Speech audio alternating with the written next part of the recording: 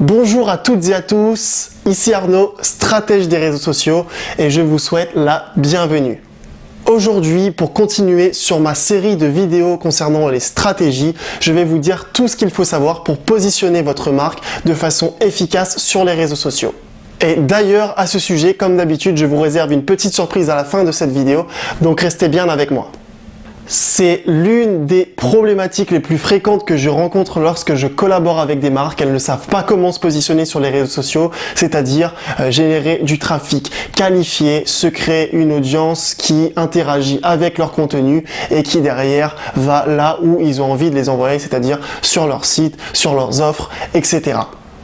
Et évidemment, quand on ne sait pas s'y prendre, on fait souvent n'importe quoi et ça part en sucette avec des publications qui n'ont aucun rapport avec les objectifs visés ou pire encore, du Facebook Ads en veux-tu, en voilà, en espérant que ça va finir par prendre un buzz un jour ou l'autre, mais les choses ne marchent pas comme ça. Donc voici en 3 grands points les étapes à respecter pour aller dans la bonne direction. Tout d'abord, en grand 1, la méthode VOP. À savoir vision, organisation, planification. Donc c'est un anagramme que j'ai inventé moi-même, ça sert à rien d'aller chercher sur le web. Je ne pense pas que vous trouverez quoi que ce soit à ce sujet.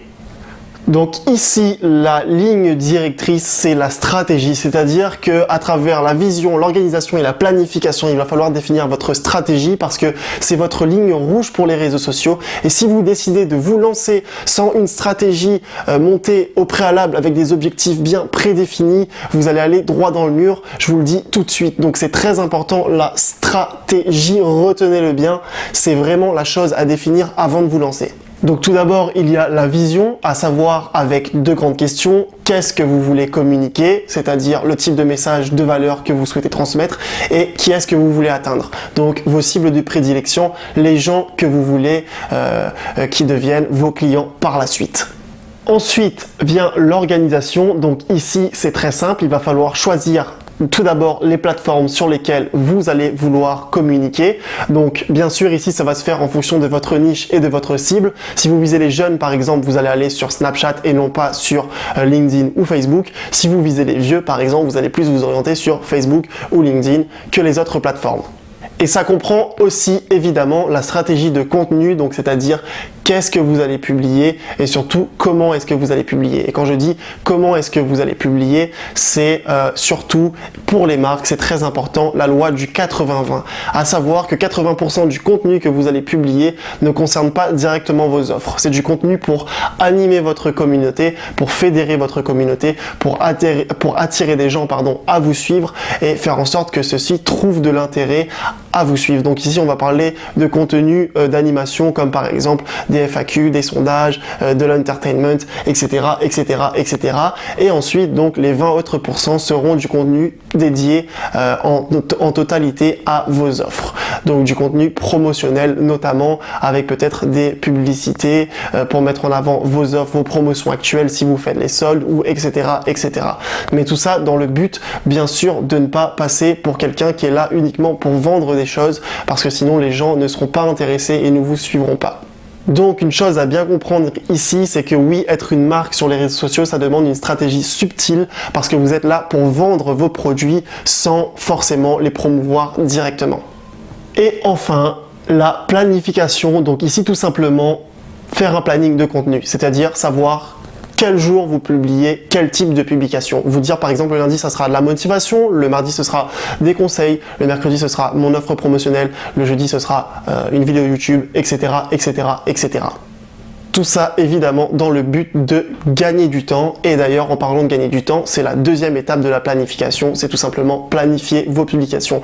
Donc moi ici en tant que marque, je vous recommande fortement d'utiliser des outils tels que Hootsuite et Buffer parce que vous allez devoir publier très fréquemment beaucoup de publications et ça vous permettra avec des outils de ce type là de pouvoir gérer toutes vos plateformes sous une seule et même interface qui va vous faire gagner énormément de temps.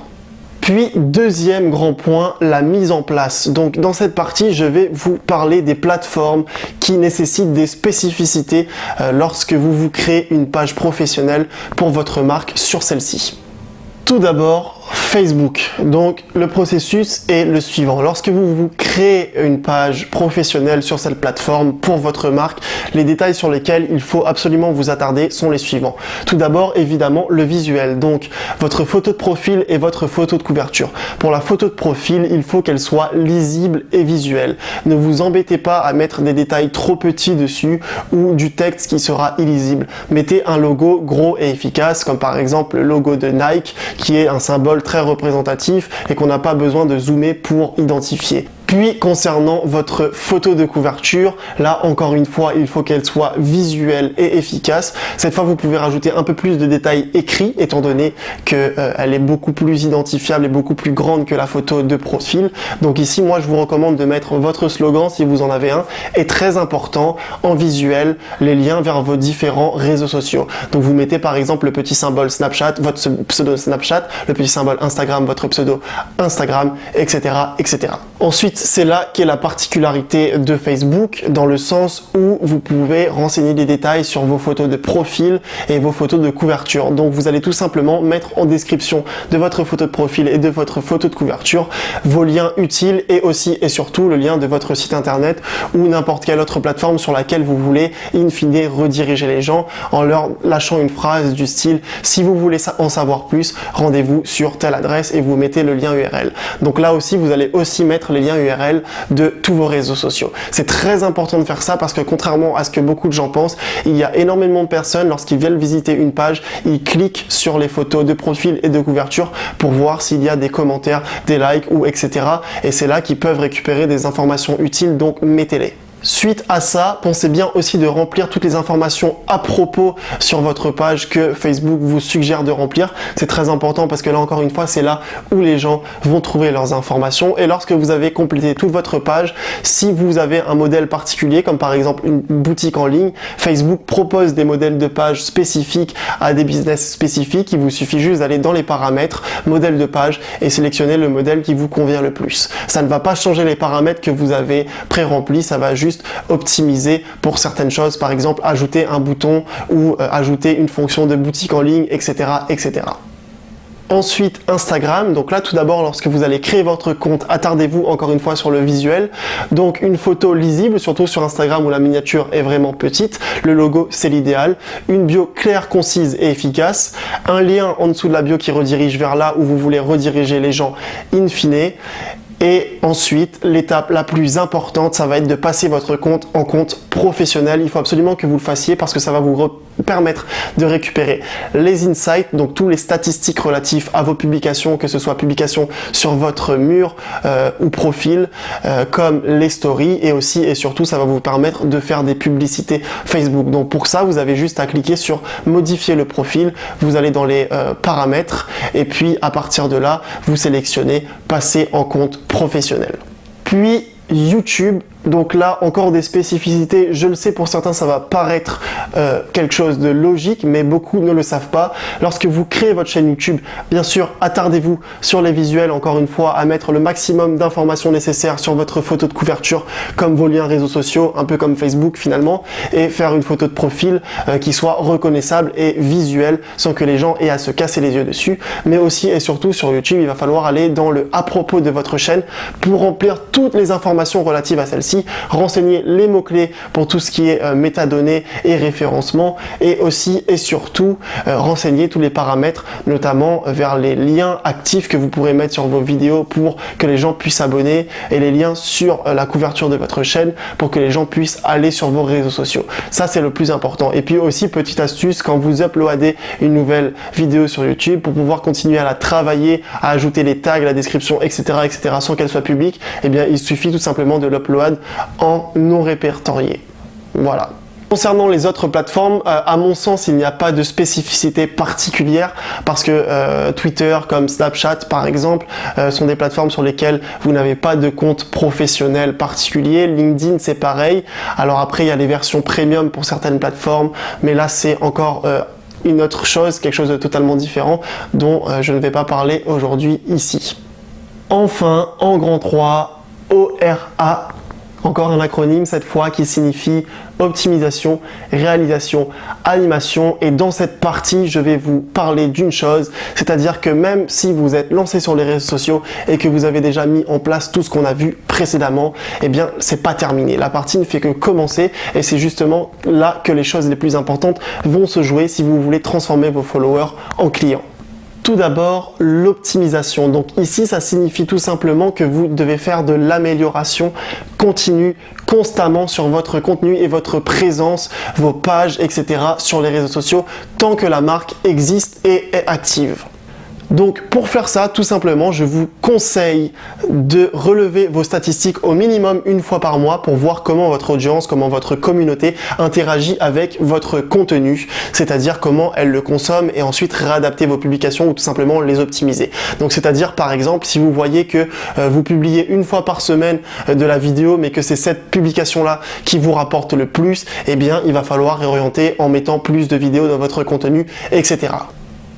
Ensuite vient la réalisation. Donc ici, c'est un peu une piqûre de rappel que je vais vous faire, plus de la prévention.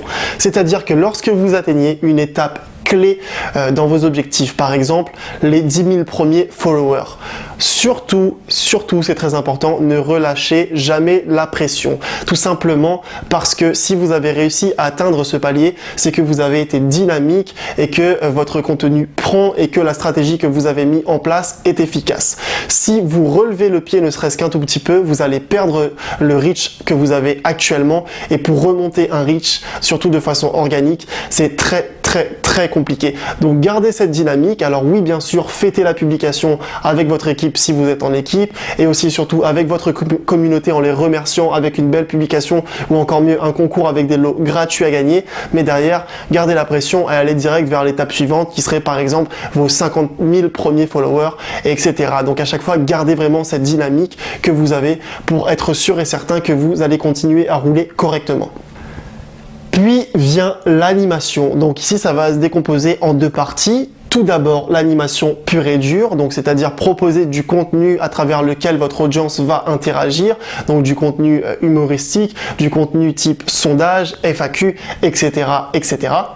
Et enfin, et aussi, et surtout la veille. Donc là, c'est-à-dire qu'il va falloir gérer les interactions de votre communauté, donc réagir aux potentiels likes, aux commentaires, répondre aux questions qui ont été posées, aller voir les partages qui ont été faits, répondre aux MP qu'on vous a envoyés et aussi et surtout parce que vous allez en avoir, gérer les haters. Donc en conclusion, oui, c'est pas si évident que ça de positionner une marque de façon efficace sur les réseaux sociaux, tout simplement parce qu'il faut le faire de façon subtile, comme je vous le disais tout à l'heure, c'est-à-dire promouvoir ses offres de façon indirecte. Donc c'est vraiment le challenge. Mais je vous garantis que si vous suivez les trois grands points qu'on a vus ensemble aujourd'hui, donc c'est-à-dire la VOP, la mise en place et l'ORA, vous allez voir que ça va être beaucoup plus simple pour vous et que la direction que vous allez prendre va vous permettre de démarrer une nouvelle dynamique.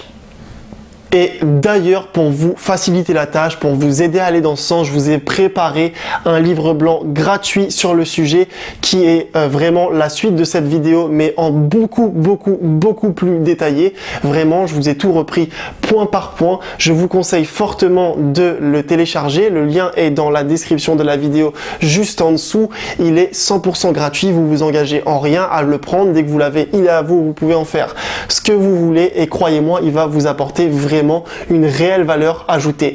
Donc franchement, vous n'avez rien à y perdre, téléchargez-le. Enfin, si vous avez aimé cette vidéo, eh bien, laissez-moi un pouce bleu, mettez-moi en commentaire votre ressenti. Je me ferai un plaisir de répondre à vos diverses questions. Et puis, partagez cette vidéo à quelqu'un qui pourrait en avoir besoin. Et aussi, et surtout, soyez sûr de vous abonner pour ne pas manquer la suite de mes vidéos. Moi, je vous dis à jeudi prochain pour la prochaine vidéo. Ciao!